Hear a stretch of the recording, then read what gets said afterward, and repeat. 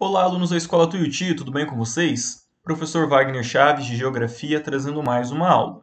E hoje eu quero dar continuidade ao nosso tema de urbanização, mas falar dos problemas. Quais são os problemas apresentados durante o processo de urbanização? Quais são os problemas que nós encontramos nas cidades? Então, pegue o caderno, pegue a apostila e vem comigo para mais essa aula. Bom, pessoal, viver na cidade pode parecer uma coisa muito boa, porque aqui a gente tem acesso a tudo muito fácil. Escola está perto, hospital, variedade de lojas, quando a gente faz uma comparação com o campo, onde tudo é distante, não é? Mas viver na cidade também tem os seus aspectos ruins, não é só coisa boa, tá? Por que isso? Bom, pessoal, a gente consegue observar que o processo de urbanização ele acontece às vezes de forma muito rápida e de forma desordenada. Então não tem uma organização desse espaço das cidades. Então quando a gente observa as cidades, sobretudo do Brasil, que teve um crescimento muito rápido e em pouco tempo, a gente vai encontrar diversos problemas urbanos, diversos problemas típicos das cidades. Não é que em outros lugares não tenha, tá? Aliás, esse tipo de problema a gente vai encontrar em todo lugar. Mas, como a gente vive no Brasil, a gente conhece melhor a nossa realidade. Então, alguns aqui se apresentam em maior ou menor escala no Brasil. A gente vai ver que alguns problemas não existem em Maringá ou são bem atenuados. Em compensação, outros são mais presentes, tá? Então, vamos começar com o crescimento desenfreado da cidade. Lembra que a gente estudou o êxodo rural no bimestre passado? O que é o êxodo rural? A saída de pessoas do campo que vai para a cidade. E essa pessoa que sai do campo, ela está saindo porque ela não consegue trabalho, ela não tem terra para produzir, ou porque o campo foi mecanizado, ou a agricultura está passando por uma crise, enfim. Essas pessoas que viviam no campo, elas não sabiam fazer outra coisa a não ser trabalhar no campo. Então, quando elas chegam nas cidades, nem sempre as cidades conseguem acolher essas pessoas. Acolher no sentido de oferecer moradia, oferecer trabalho, oferecer educação. Tá? Quando você tem um boom populacional, ou seja, a população cresce muito rápido e a gente não consegue acompanhar isso, a gente começa a ver problemas de infraestrutura, da falta de recursos básicos, como moradia, escola, hospital, para atender a população. Tá? E isso a gente presenciou no Brasil durante vários momentos. Então, eu fiz aqui uma breve linha do tempo sobre êxodos rurais do Brasil. Tá? Então, primeiro, lá em 1930, 1929, 1930, a gente tem uma crise da produção de café. São Paulo era o estado mais rico, era um grande produtor de café. Tem a quebra da Bolsa de Nova York, da crise de 29, e todas aquelas pessoas que trabalhavam no café em São Paulo, elas são deslocadas. Ou elas vão para cidades, porque o estado de São Paulo passa a ser o primeiro estado industrial do Brasil, ainda bem no começo da industrialização ainda, tá, gente? Ou elas continuam na atividade do campo, só que agora indo para outros lugares. Então, São Paulo quase não tinha mais campo, pelo menos não tinha mais grandes plantações de café. As pessoas vieram para onde? Vieram para o norte do Paraná. Vieram para Londrina, vieram para Maringá. Maringá, 1947. Coincide com o quê? Crise do café em São Paulo. As pessoas saem de São Paulo, vêm para o norte do Paraná, tá? Aí, pessoal, nós temos a Segunda Guerra Mundial, que termina em 1945. 1950, 1960, o Brasil ele está se modernizando. Então, as cidades elas passam a necessitar de mais mão de obra. Então, cada vez mais pessoas saem do campo e começam a ir para as cidades. Tá? A construção de Brasília também, pessoal, em 1960 foi muito importante, porque Brasília ficava no meio de Goiás, no meio do Cerrado brasileiro. Não tinha nada lá próximo. Então, várias pessoas saíram do norte e do nordeste para fazer a construção da cidade de Brasília. Beleza?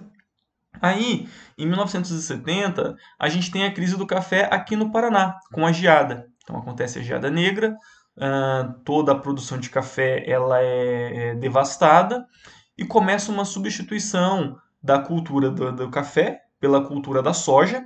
E a soja não necessita de mão de obra humana, não necessita de trabalhadores, porque agora você fazia tudo com maquinários. E novamente, essas pessoas que trabalhavam no campo, elas ou migram para a cidade, ou elas vão para novas áreas de ocupação. No caso aqui, ou as pessoas vieram para a cidade, ou elas foram para as novas zonas de ocupação no centro-oeste brasileiro. Foram lá para Mato Grosso do Sul e Goiás. Eu já mencionei para vocês, várias cidades ali no Mato Grosso são fundadas por maringaenses ou pessoas que saíram aqui do norte do Paraná. Tem uma cidade chamada Nova Maringá, tem Sinop, tem Sorriso, tudo cidades que são pessoas que saíram aqui do norte do Paraná e por conta da crise do café e foram tentar a sorte lá no norte do Mato Grosso, tá bom? E nos anos 2000, pessoal, a gente tem o chamado boom das commodities, tá? Os anos 2000 para o Brasil foi muito bom porque o preço das commodities, das matérias-primas, foi lá para o alto. Então, o preço do petróleo subiu, minério de ferro, soja, que o Brasil já era um grande produtor, cana-de-açúcar. Então, a demanda do mundo aumentou e o Brasil surfou nesse boom de commodities. Agora, a soja, cada vez mais precisando de menos pessoas, porque tudo era feito por maquinários agrícolas. A gente tinha os. Perdão, passou uma moto aqui. Nós tínhamos os boias frias, que eram pessoas que trabalhavam, por exemplo, cortando a cana, mas isso já não existe mais há algum tempo. Alguns estados ainda usam essa mão de obra laboral do trabalhador, em outros lugares é todo feito com maquinário. Então essas pessoas que estavam no campo, elas vão migrando pouco a pouco para as cidades, tá? E se a cidade ela não trata de receber, não tem em seu plano receber esse tanto de pessoas, ela vai começar a apresentar diversos problemas. Então, os primeiros problemas que a gente pode mencionar é da cidade ser incapaz de suportar tanta pessoa. Porque não é de pouquinho que essas pessoas vão migrando, não. É de uma hora para o outro. Então, teve uma crise do café, opa, todo mundo foi para a cidade. E as cidades, elas crescem então de maneira tão rápida que não tem como você ordenar ela, estabelecer uma organização das cidades. Ao mesmo tempo que conforme ela vai crescendo, o preço do espaço se torna mais caro. Tá? Se a gente olhar em Maringá, olhar os primeiros bairros ali no centro da cidade, alguns lugares ali próximo ao Alvorada, a gente vai ver que o tamanho do lote, o tamanho do terreno, é muito grande. Por quê? Porque na época a cidade era pequena e esse território, essa terra, ela era barata. Conforme a cidade foi crescendo e foi aumentando, essas áreas ficaram valorizadas, o preço do terreno subiu lá em cima e hoje, quando a gente vai nos bairros mais afastados de Maringá, nós vemos o quê? Que os terrenos são menores, as ruas são mais estreitas, porque o terreno custa caro. E na medida que a cidade vai crescendo, a gente começa a ver isso. Conforme mais afastados são os bairros, mais precária é a estrutura, menores são os terrenos, menores, mais estreitas são as ruas. Mas Maringá ainda está anos-luz de várias outras cidades do Brasil. Maringá tem sempre ficado aí nos primeiros lugares de cidade para se morar, porque apesar de todos esses problemas, em Maringá ainda é atenuado. Tá bom? Então, problemas de infraestrutura são muito comuns nessas cidades que crescem de forma desordenada. E o que eu quero dizer com problemas de infraestrutura? Não tem acesso à água encanada, não tem acesso a esgoto, inclusive boa parte do Brasil não tem esgoto, luz elétrica. Então, essa foto que vocês estão vendo aí é muito comum no Rio de Janeiro, nas favelas do Rio de Janeiro. São gatos, porque não tem uma empresa de energia igual a Copel que vai levar iluminação para essas áreas, até porque elas são áreas irregulares. Então, o que que acontece? Junta lá um ou dois eletricistas e começa a fazer gatos, a fazer puxados de para você ter energia elétrica, tá? Tem algumas fotos que a gente olha do Rio de Janeiro, das favelas, todas as caixas têm caixa d'água. Por quê? Sabe que a água lá é sazonal, uma hora tem, uma hora não tem. Tá bom? Então, esses problemas de infraestrutura são muito comuns em áreas irregulares. Tá? E nessas áreas irregular, nós temos essas ocupações que formam as favelas. Tá? Mas o que é uma favela? Favela, pessoal, é um fenômeno presente em quase todas as capitais do Brasil e cidades médias. Tá? Então não é só uma coisa do Rio de Janeiro ou de São Paulo, não. Vários lugares têm. São áreas de ocupação irregular. O que eu quero dizer com ocupação irregular?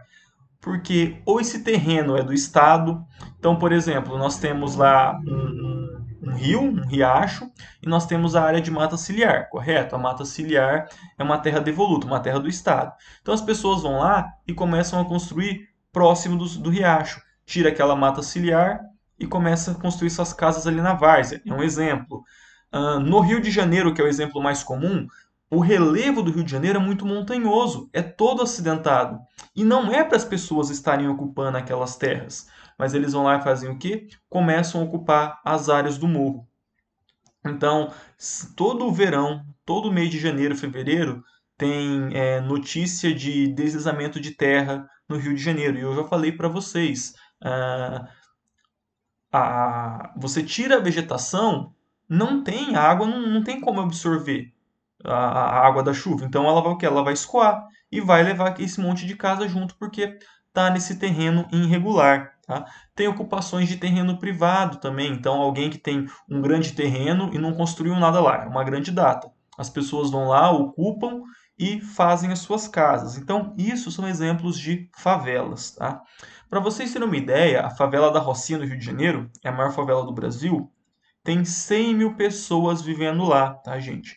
100 mil pessoas é o tamanho de Sarandi. É uma cidade média, pequena para média. Então, é muita gente. Quando a gente fala de favela, a gente está falando não só da moradia das pessoas, tá, gente? É uma verdadeira cidade. Porque lá vai ter bar, vai ter mercearia, vai ter mercado, vai ter farmácia, em alguns casos tem hospital, tem enfermaria, ambulatório. Então, são verdadeiras cidades e é tudo aglomerado, tá, pessoal? Porque normalmente o espaço ele é limitado. Se esse espaço é limitado, as pessoas começam a crescer para onde?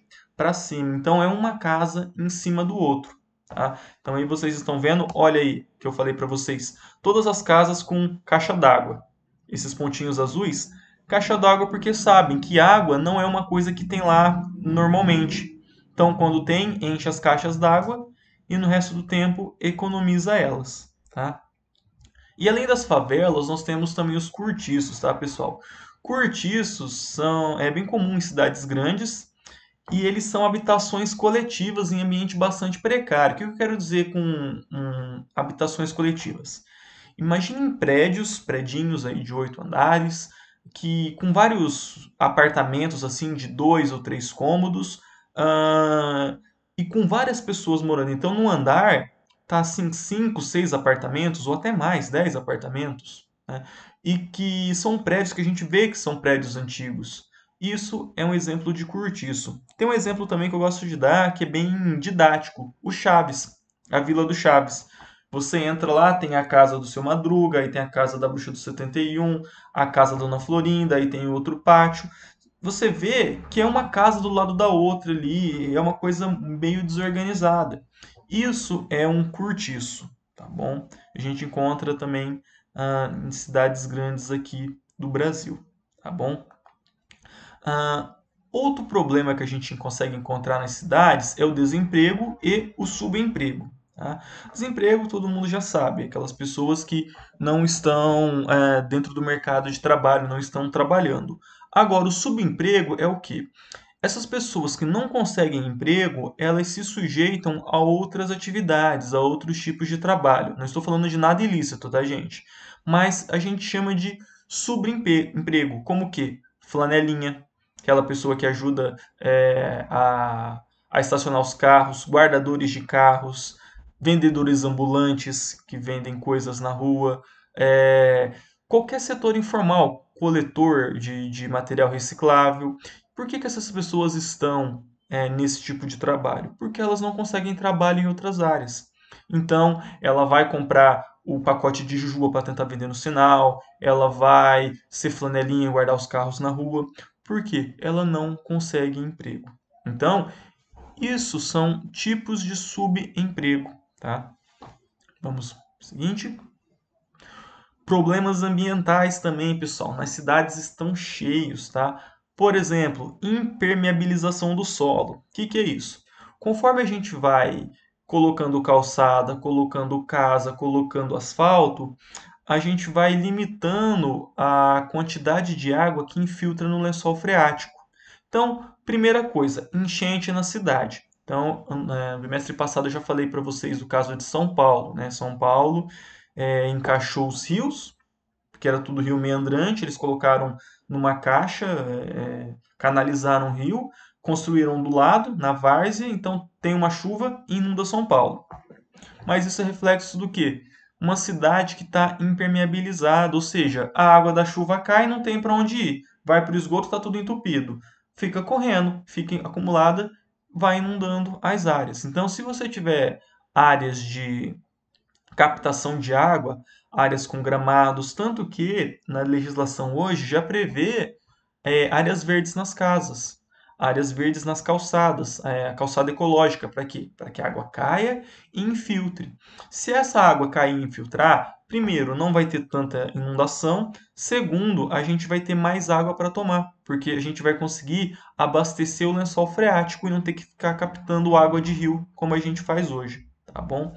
Aí nós temos poluição do ar e da água, poluição do ar por queima de combustível fóssil, carro, tudo mais. Água, porque nós jogamos esgoto nos rios, nós temos fossa e a fossa contamina o lençol freático, beleza? Desmatamento. Para você fazer uma cidade, você tem que desmatar. Tá? Maringá é outro caso à parte. Maringá é uma cidade conhecida como Cidade Verde. Por quê? Nós temos uma área central bastante arborizada. Mas quando a gente vai ali para o Novo Centro, naquela Avenida Horácio Racanelo, não tem uma árvore. Várias cidades do Brasil é daquele jeito, tá, gente? Você anda e não tem uma árvore para fazer sombra, tá? É, problema do lixo também, gente. Nós produzimos muito lixo. E onde esse lixo é jogado? Ele é descartado de maneira correta? Ele vai para o aterro sanitário ou ele vai para o lixão? Então, todos esses aí são problemas ambientais associados às cidades, tá? E nós também temos problemas sociais, problemas que atingem o ser humano enquanto ele vive nesse espaço urbano. Então, por exemplo, engarrafamento, muito comum isso. Maringá foi projetado para ter 100 mil habitantes, tá? Hoje tem quase 400 mil. Mas a parte projetada é só a região central de Maringá. E uma coisa que marca muito a cidade são esses balões, esses redondos, porque a ideia é distribuir o tráfego. E durante muito tempo, Maringá não tinha problema de trânsito. Por quê? Porque o trânsito, as avenidas eram largas, o trânsito fluía e você tinha esses balões como artérias que distribuíam o trânsito para os outros lugares. Mas a cidade foi crescendo tanto que hoje você já começa a ver alguns lugares é, com problema de engarrafamento, com problema de trânsito. Por quê? A cidade foi pensada para 100 mil habitantes. Hoje já tem muito mais do que isso. E a tendência é crescer cada vez mais. Então, esses problemas eles vão ser atenuados. Tá? Segurança pública também, cidades onde você tem um índice de desemprego muito alto, são cidades extremamente violentas. Transporte lotado, distância de casa e do trabalho, hospitais superlotados. Tudo isso, então, são efeitos colaterais das cidades que vão aumentando e não tem essa infraestrutura para suportar essa população. Beleza, pessoal? Eu vou ficando por aqui. Peço que vocês fiquem em casa, que vocês lavem as mãos constantemente. Um abraço e até mais.